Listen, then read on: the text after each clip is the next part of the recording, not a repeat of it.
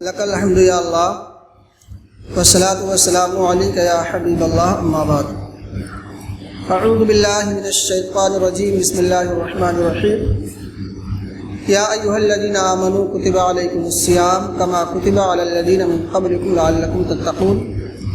آمنت باللہ صدق اللہ مولانا العلی العظیم وبلغنا رسولہ النبی الامین المکین الکریم ونحن علی ذلک لمن الشاہدین والشاکرین والحمد للہ رب العالمین۔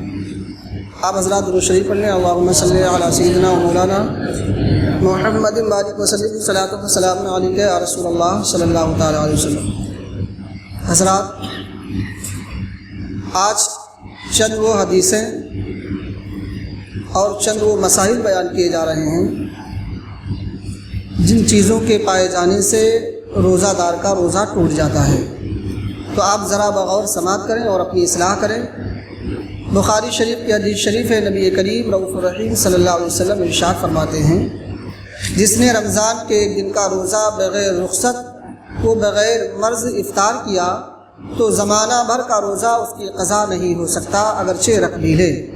یعنی وہ فضیلت جو رمضان میں رکھنے کی تھی کسی طرح حاصل نہیں کر سکتا، تو جب روزہ نہ رکھنے میں یہ سخت وعید ہے تو رکھ کر چھوڑ دینا کتنا سخت تر گناہ ہوگا۔ دوسری حدیث شریف صاحب ابن خزیمہ و ابن حبان رضی اللہ تعالیٰ عنہ سے راوی آپ صلی اللہ علیہ وسلم ارشاد فرماتے ہیں کہ میں سو رہا تھا، دو شخص حاضر ہوئے اور میرے بازو پکڑ کر ایک پہاڑ کے پاس لے گئے اور مجھ سے کہا چڑھیے۔ میں نے کہا مجھ میں اس کی طاقت نہیں۔ انہوں نے کہا ہم سہل کر دیں گے، یعنی آسانی کر دیں گے۔ میں چڑھ گیا، جب بیچ پہاڑ پر پہنچا تو سخت آوازیں سنائی دیں۔ میں نے کہا یہ کیسی آوازیں ہیں؟ انہوں نے کہا یہ جہنمیوں کی آوازیں ہیں۔ پھر مجھے آگے لے جایا گیا۔ میں نے ایک قوم کو دیکھا کہ وہ لوگ الٹے لٹکائے گئے ہیں اور ان کی باچھیں چیری جا رہی ہیں جن سے خون بہتا ہے۔ میں نے کہا یہ کون لوگ ہیں؟ کہا یہ وہ لوگ ہیں کہ وقت سے پہلے روزہ افطار کر لیا کرتے تھے۔ تو اس حدیث شریف میں بیان یہ کیا گیا ہے کہ ابھی افطار کا وقت ہونے سے پہلے جو بڑی عجلت کی وجہ سے اور جلد بازی کر کے روزہ افطار کر لے، اس کو یہ سزائیں دی جائیں گی جو حدیث شریف میں مذکور ہے۔ تو ذرا آپ بتائیں کہ جب افطار کے وقت سے پہلے افطار کر لی جائے تو حدیث شریف میں اس کی وہ سزائیں متعین کی گئی ہیں، تو جو انسان بغیر عذر شرعی کے اور بغیر کسی مجبوری کے روزہ ہی چھوڑ دے، اس کے لیے کس قدر حدیث میں وعیدیں ہوں گی اور کس قدر اللہ کا عذاب اس پر نازل ہوگا۔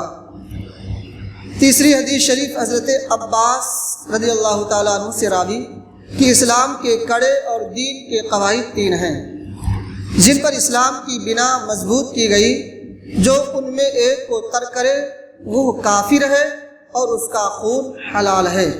کلمہ توحید کی شہادت، اول کلمہ توحید کی شہادت، دوسرا نماز فرض اور تیسرا روزہ رمضان۔ حضرت عبداللہ ابن عباس رضی اللہ تعالیٰ عنہ اس حدیث کے راوی ہیں۔ آپ فرماتے ہیں اسلام کی بنیاد خاص طور سے تین چیزوں سے مضبوط کی گئی ہیں، تو اس میں اول ہے کلمہ توحید، دوسرا ہے نماز فرض اور تیسرا ہے روزہ رمضان۔ عبداللہ ابن عباس فرماتے ہیں کہ ان تین چیزوں میں سے کسی ایک چیز کو ترک کرنے والا کافر ہے اور اس کا خون حلال ہے۔ اللہ اکبر کبیرہ۔ تو اب جو حضرات بغیر کسی عذر شرعی کے اور بغیر کسی مجبوری کے رمضان المبارک کا روزہ بڑی آسانی سے چھوڑ بیٹھتے ہیں، وہ یقیناً اسی حدیث کے مصداق ہوں گے۔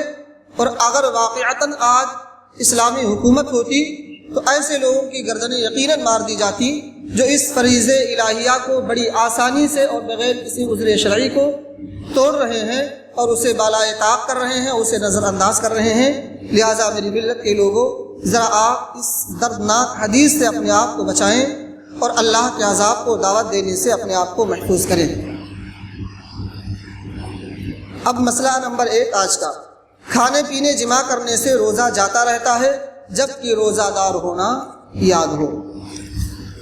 آج کا مسئلہ نمبر 2، حقہ، سگار، سگریٹ، چرس پینے سے بھی روزہ جاتا رہتا ہے، اگرچہ اپنے خیال میں حلق تک دھواں نہ پہنچتا ہو، بلکہ پان یا صرف تمباکو کو کھانے سے بھی روزہ جاتا رہے گا، اگرچہ پیک یعنی تھوک کو باہر نکال دیا کہ اس کے باریک اجزاء ضرور حلق میں پہنچتے ہیں۔ تو اس مسئلے ثانیہ میں یہ بیان کیا گیا ہے کہ یہ جو نشیلی جو بھی چیزیں ہوتی ہیں، جو مسکر ہیں، نشہ آور ہیں، وہ سگریٹ ہو، پان ہو، تمباکو ہو یا گل منجن ہو یا اس قسم کی جو بھی نشہ آور چیزیں ہیں جس سے انسان کو ذہنی سکون ملتا ہے یا جس سے انسان کو نشہ آتا ہے، یہ ان ساری چیزوں سے روزہ ٹوٹ جاتا ہے، لہذا اپنے آپ کو ان ساری چیزوں سے بھی بچانے کی کوشش کریں۔ مسئلہ نمبر 3، شکر وغیرہ ایسی چیز جو منہ میں رکھنے سے گھل جاتی ہے، منہ میں رکھی اور تھوک نگل گیا، روزہ جاتا رہا۔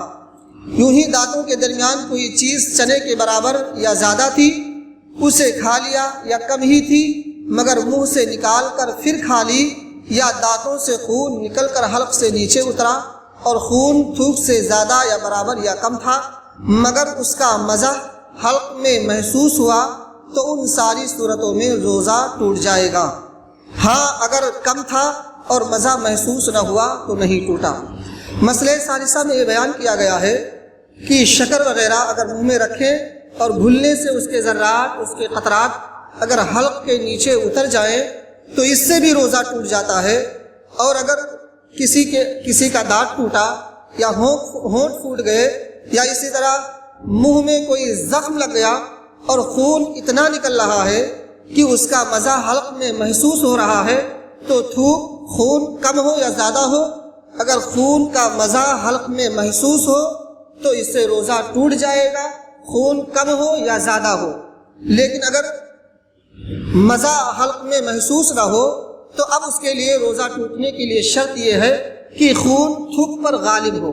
غالب کا مطلب یہ ہے کہ 50% سے زیادہ خون ہو، اور اگر خون 50% ہو یا اس سے زیادہ ہو تو ایسی صورت میں مزہ محسوس ہو یا نہ ہو روزہ ٹوٹ جائے گا۔ لیکن اگر تھوک غالب نہیں ہے یعنی 50% سے خون کم ہے اور تھوک غالب ہے تو ایسی صورت میں خواہ مزہ محسوس ہو یا نہ ہو روزہ نہیں ٹوٹے گا۔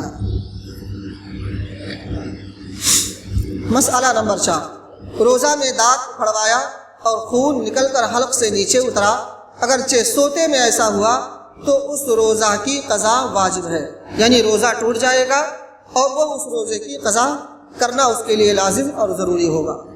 آج کا مسئلہ نمبر 5، حقنہ لیا یا نتنوں سے دوا چڑھائی یا کان میں تیل ڈالا یا تیل چلا گیا، اس سے روزہ جاتا رہے گا، اور پانی کان میں چلا گیا یا ڈالا تو نہیں گیا۔